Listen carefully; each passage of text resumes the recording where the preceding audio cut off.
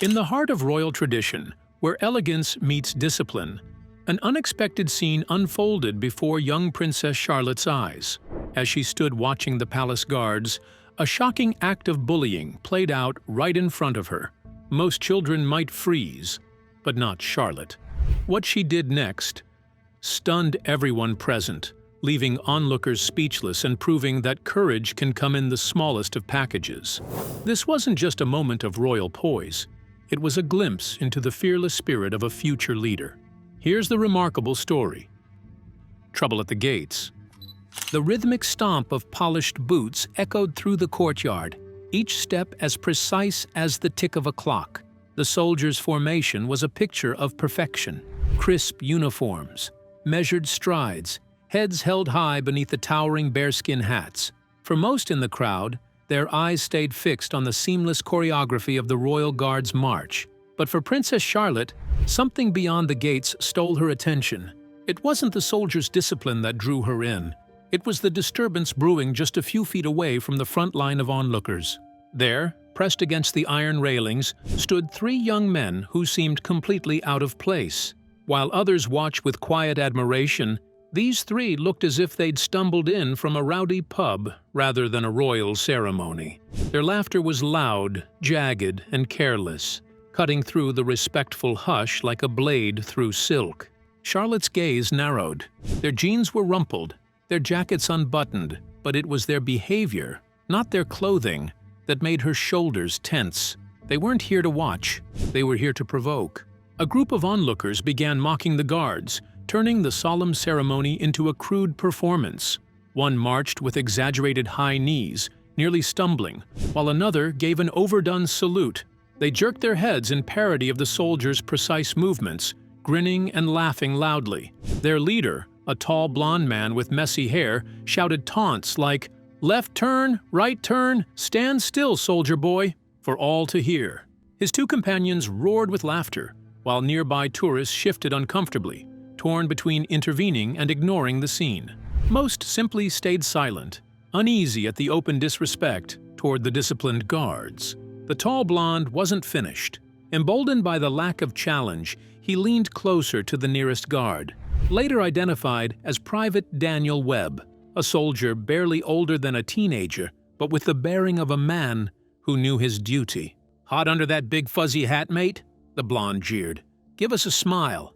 When there was no reaction, he tried again, his voice dripping with mockery. "What's the matter? Do they teach you to be robots here?" Charlotte felt her jaw tighten. She knew enough to understand that these men standing in the Queen's Guard were not there for show. They were soldiers, trained to protect, to serve, and, if necessary, to put themselves in harm's way. Private Webb did not flinch. His eyes stayed forward, his posture unbroken. But Charlotte, even at her age, caught the smallest tell, the faint clench of his jaw. She recognized it instantly. He was enduring, but not untouched. Then the insult came, sharp and heavy enough to make her chest tighten. "Bet you only wear that uniform for show," the blonde sneered. "Not a real soldier, are you?" The laughter that followed was the kind that demanded to be noticed. Loud, cruel, and without shame. Charlotte's breath caught. She felt something hot and unfamiliar rise in her chest. Anger. Not the petty kind she might feel when teased by a sibling, but a deep, protective kind that made her fingers curl into fists at her sides. This wasn't just a joke gone too far. This was a challenge. An insult not just to one man, but to everything he stood for. And Charlotte, young as she was, knew at that moment that something inside her wouldn't let her simply stand and watch. So, in which event was this happening? Or was it a regular day around the palace? Let's dig into the details of the atmosphere under which the trouble erupted. The morning of majesty. It was one of those mornings in London that seemed almost too perfect to be real. The kind where the air felt newly scrubbed, as if the city had been washed clean overnight. The sky was a pale, cloudless blue, and the early sun sat low, painting long, sharp shadows across the stone courtyard of Buckingham Palace. From somewhere beyond the towering gates, the faint sweetness of spring flowers drifted in, carried on a cool breeze from the palace gardens. But this wasn't just another pleasant morning. today carried the kind of quiet anticipation that made hearts beat a little faster. At exactly 11 a.m., one of the world's most famous traditions would begin: the changing of the guard. This ceremony had been performed for centuries, long before many of the countries whose tourists now crowded eagerly along the black and gold palace gates had even existed. For the visitors outside, pressed shoulder to shoulder, it was a once-in-a-lifetime experience. For those inside, it was a front-row seat to history. In a prime viewing area within the palace grounds stood Princess Charlotte. She was dressed smartly in a pale blue coat that looked almost as crisp as the morning air, her navy shoes polished until they caught the light. A neat ribbon, the exact shade of her coat, tied her hair back in a perfect bow. Perfect, except for one determined strand that refused to stay in place, brushing her cheek each time the breeze played with it. Her older brother, Prince George, usually met such events with quiet dignity, hands folded, eyes sharp but calm, his attention steady and measured. Charlotte was different. She radiated a quiet but undeniable energy. Her eyes moved quickly from the soldiers to the band, then to the towering palace walls and back again. She was studying everything: the colors, the sounds, the way the boots struck the ground in perfect unison. She had her father's piercing observation and her mother's natural grace, but there was something more: a spark, a restlessness, a sense that she might not be content with just watching from the sidelines. Then came the sound that signaled the start, the deep, confident call of the regimental band's instruments. The first notes cut through the courtyard air like the opening of a grand story. Scarlet tunics gleamed in the sunlight, brighter than any photograph could capture. The soldiers' tall bearskin hats turned them into silhouettes from another age, figures who could have marched straight out of history. Boots landed in perfect rhythm, the thud echoing softly against the palace stone. Charlotte's body swayed ever so slightly with the beat. It wasn't defiance, it was appreciation, the instinctive way children sometimes respond to music before they learn to suppress it. She felt the precision of the march, the beauty of its order, deep in her bones. Everything seemed perfectly choreographed, a scene as flawless as the morning itself. But perfection has a way of inviting the unexpected. What Charlotte didn't know, what no one inside that courtyard yet knew, was that this morning's elegance was about to be interrupted. Something was coming, something that would slice through the polished pageantry with the rough edge of reality. Within moments, the rhythm of boots and brass would no longer be the only sound in the air. The ceremony's age-old dignity was about to meet a disruption unlike anything Charlotte had ever witnessed. And when it happened, the eyes of the palace, the guards, and perhaps even the world would shift to one young princess to see what she would do next. Because sometimes history doesn't just happen in the grand scripted moments. Sometimes it bursts in uninvited and demands an answer. So, what did the princess do after witnessing the inappropriate behavior of the youngsters? Let's delve into the reaction of the princess, who proved that the royal blood was flowing in her veins. The princess steps forward. For the briefest moment, Princess Charlotte froze. Her training, her upbringing, and her natural instinct to follow the rules all held her in place. She had been raised to obey her protection officers without question, to walk where she was told, to smile when expected, and to stay close to her parents during public engagements. This was the rhythm of royal life, measured, predictable, and safe. But running alongside that training was something deeper, something her parents had repeated to her in quiet moments at home, away from cameras and crowds. Always do what's right, even when it's hard, even when it's uncomfortable, even when it might surprise people. Her heart quickened. She could still hear the cruel laughter echoing through the courtyard, the laughter of a man mocking someone who could not respond. The victim stood silent and still, as protocol demanded, his uniform gleaming in the afternoon light, his eyes fixed straight ahead, Charlotte's small hands clenched into fists at her sides. At that moment, the choice was clear. Without a glance for approval and without the safety net of hesitation, she took a step away from her father's side. The crisp, deliberate clicks of her polished shoes against the cobbled stones seemed to cut through the air. Her movement instantly drew the attention of her protection officer, whose expression sharpened as his hand went to his earpiece. His voice was low and controlled as he murmured into his radio. This was not part of the carefully rehearsed plan for the day, but Charlotte didn't slow. She walked with a stride that was neither hurried nor timid, each step deliberate, as though she had rehearsed this moment all her life.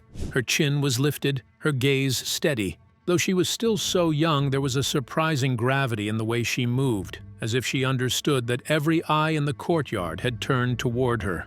The man, tall, broad-shouldered, and laughing loudly just moments before, his chuckle broke off mid-note. At first, he didn't seem to realize who she was. To him, she was only a small girl, walking straight at him with unwavering purpose. But something in her eyes, a piercing royal blue that locked on his, made his smirk fade. When she finally spoke, her voice was not loud, but it carried. The sudden hush in the crowd ensured that every word reached its mark. "You shouldn't speak to him like that," she said, her tone calm, yet firm. She tilted her head slightly toward the guard, whose rigid posture betrayed no reaction. "He's a soldier. He's here to protect this place and everyone in it. You're making fun of someone who can't answer back, and that isn't fair." The man blinked, his mouth opening slightly as if to respond, but no words came. Charlotte didn't stop there. She took a single step closer, her voice still measured, but there was no mistaking the steel beneath it. "That uniform stands for more than you think. It represents years of service, discipline, and respect. You might not understand that, but that doesn't give you the right to mock it." Her words hung in the air. The man's face flushed, his earlier bravado shrinking under the weight of the little girl's gaze. The crowd, still silent, seemed frozen, all except the protection officer who stood just behind her now, his presence both protective and watchful. For a long heartbeat, no one moved. Then Charlotte gave the man one last look, not of anger, but of quiet disappointment, before turning on her heel and walking back to her father's side. It was a small act, but in that moment, it felt monumental. A child had reminded a grown man, and perhaps everyone watching, that respect is not something you mock, it's something you give. But how did Princess Charlotte's reaction hit the crowd? Was it expected? Let's take a look at how the crowd responded to Princess Charlotte's brave move. A shift in the crowd.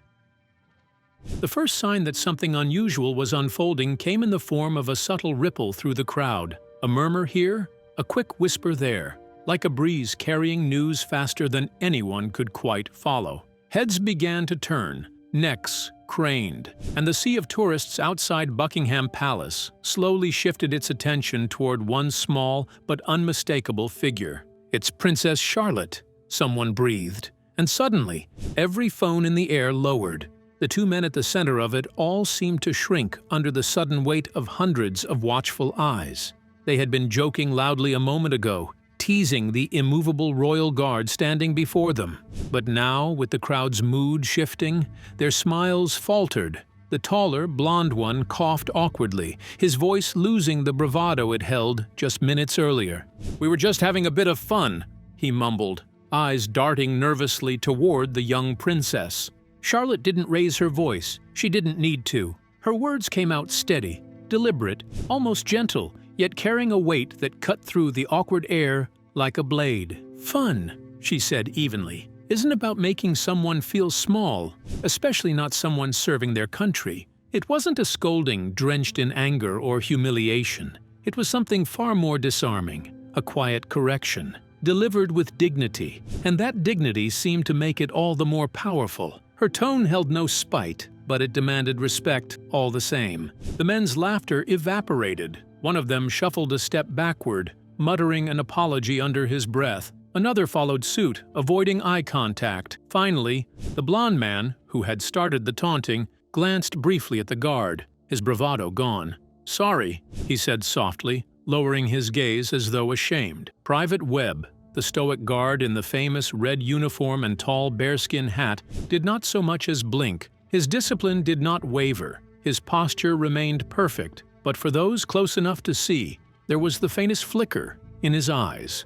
A quiet acknowledgement, a glimmer of gratitude that words could never have expressed. The entire atmosphere shifted in a heartbeat. Moments ago there had been awkward laughter, the edge of disrespect hanging in the air. Now there was stillness, a respectful, almost solemn quiet. Even the bustling noise, of the palace gates seemed to pause. Parents leaned down to their children, speaking in hushed tones, explaining what had just happened and why it mattered. And in that quiet, it became clear that this was not just about one soldier or one moment of rudeness. It was about something deeper, a lesson in empathy, respect, and the quiet power of standing up for what is right. Princess Charlotte didn't just witness an injustice that day. She quietly changed the tone of the entire crowd, leaving everyone who saw it just a little more thoughtful than before. So, was the media able to capture the scene? How was it reported? And what was the reaction from Princess Charlotte's parents? Let's find out. Aftermath and echoes beyond the palace. The ceremony carried on, yet something in the air had shifted. The crowd, tourists, onlookers, and loyal royal watchers no longer seemed distracted or casual. Their chatter softened, their eyes fixed more intently on the proceedings. Those who had witnessed the earlier exchange between Princess Charlotte and the man harassing the guard now stood straighter, as though the young princess's courage had somehow demanded their own respect. Within the palace walls, security officers were busy compiling meticulous reports. They documented every detail, the sequence of events, the positioning of the crowd, the princess's actions, and the guard's response. This was not something they had anticipated. It carried potential risks, yes, but it was also a moment so striking, so commendable, that it demanded to be recorded in full. When news reached Prince William and Princess Catherine, their emotions were complex. As parents, their first instinct was relief. Relief that Charlotte was safe and unharmed.